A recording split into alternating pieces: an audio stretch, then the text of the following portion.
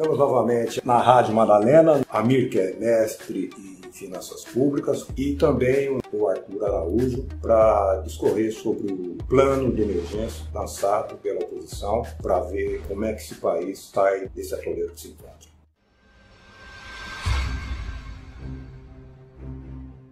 Nós somos 210 milhões de pessoas. Isso é uma raridade no mundo. É impossível 210 milhões de pessoas não sustentarem uma economia saudável. E isso não é teoria. Nós vivemos isso. Principalmente no período que vai de 2005 a 2013 e 2014, isso foi provado na prática. Ponha dinheiro na mão do povo, que esse dinheiro volta para todo mundo. Ele volta como imposto para o governo, como lucro para o empresário, e ele volta como bem-estar e qualidade de vida das famílias. Essa é a lógica que o plano desenvolve.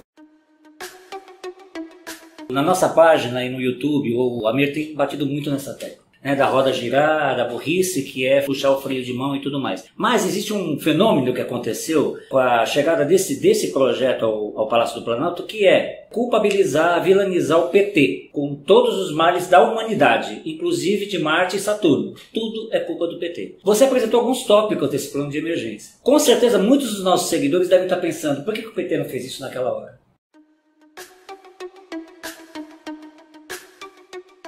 Mas o PT fez isso ao longo de anos. Vamos começar pelos fatos.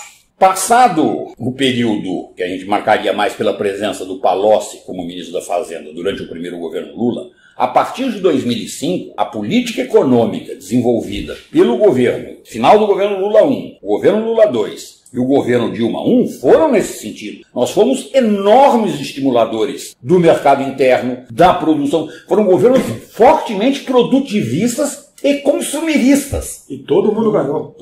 E todo mundo viveu isso e sabe perfeitamente o que aconteceu. Tudo bem, a gente pode discutir quais são as origens. Você tem presença de vendas altas de produtos primários, mas houve uma política de governo.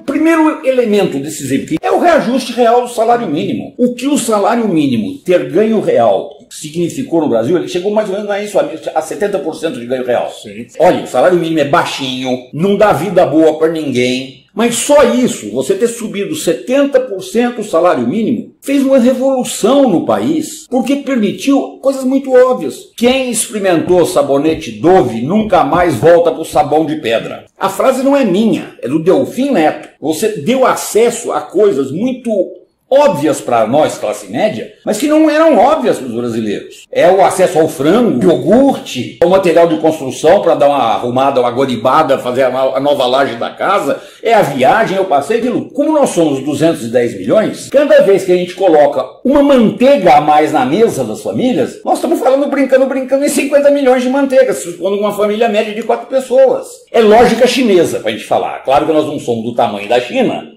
mas a nossa lógica, a da Rússia, a da Índia, a da África do Sul, não é à toa que se criaram os BRICS, são chamadas baleias, são aqueles países que um movimento pequeno para uma pessoa tem um efeito enorme. Então nós fizemos isso, voltando à sua pergunta.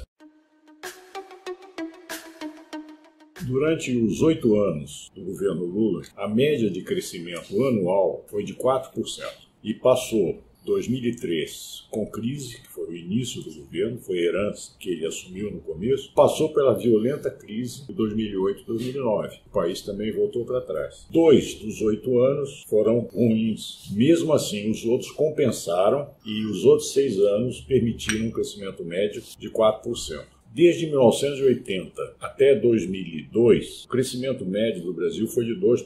Sim. Então, dobrou o crescimento. Quando o Arthur coloca a importância do salário mínimo, é porque ele foi amaldiçoado a partir do governo Temer. Uma Ponte para o Futuro falava que o salário mínimo tinha que ser contido, porque as despesas estavam crescendo muito e eles olham só a despesa. Eles não conseguem enxergar que o salário mínimo gera atividade econômica e, consequentemente, gera arrecadação. Então, eu acho que é importante a gente mostrar essa diferença e não foi à toa que o Lula saiu com 87% de ótimo e bom. E não é à toa que ele teve que ser excluído da disputa eleitoral. Essas coisas precisam ser ditas, porque a mídia só propagou problemas com o PT, com Lula, etc. e tal, mas essas coisas não aparecem.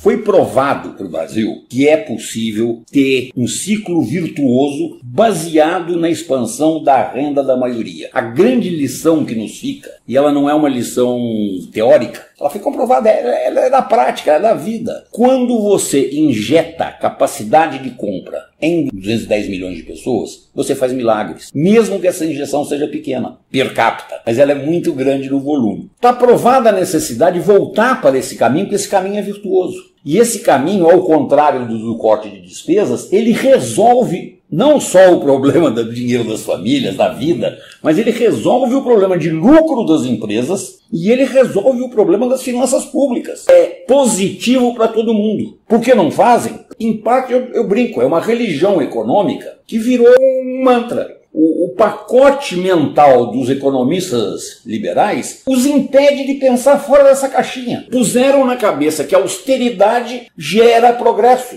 Tentaram isso em todos os países, todos deu errado. Todos que fizeram o contrário se deram bem. Mas continua a insistência. E outra. Existe a componente do rentismo, existe a componente financeira. O desenho brasileiro dá para você ganhar muito dinheiro desde que você não tenha preocupação nem com produção nem com consumo. Você pode especular em bolsa, como está se fazendo agora, você pode ganhar uma baba com juros. Então há um lado perverso do modelo brasileiro que é o chamado rentismo. É um círculo vicioso. É um círculo danoso, porque ele onera todo mundo. Quando você tem nas finanças o elemento dinâmico, você repassa custos para o conjunto da sociedade, que são o lucro dos intermediadores financeiros, que não produzem um parafuso e não consomem um chiclete. Isso é dinheiro fazendo dinheiro que faz dinheiro. É chamado tecnicamente, inclusive de propósito, como capital fictício. Isso não está significando nada concreto. É um jogo de especulação, um castelo de cartas. É muito dado a crises. 2008 provou o quanto isso é danoso como modelo, porque num dia aquilo pode desabar. Basta alguém gritar que o rei está nu, porque nada daquilo tem valor real, é especulativo. Esse é o caminho que eu pessoalmente defendo que o PT trabalha. Então eu havia falado das dívidas, havia falado das obras paradas, havia falado da contratação emergencial de pessoas. O 4 nós acabamos de tocar, é aumento real do salário mínimo. Tem que haver uma política contínua de décadas. Sempre o salário mínimo tem que subir acima da inflação. E o PER propõe mais. Mesmo que não haja crescimento econômico, se dá aumento real. Porque lembra a política que estava em vigor? Era crescimento do PIB de 2 anos antes, mais inflação corrente. Quando o PIB não cresce ou fica negativo, ficava só inflação. O PER propõe não, tem que ter ganho real sempre, porque isso exatamente é o que tira o país da crise. Quinto ponto, expansão do Bolsa Família.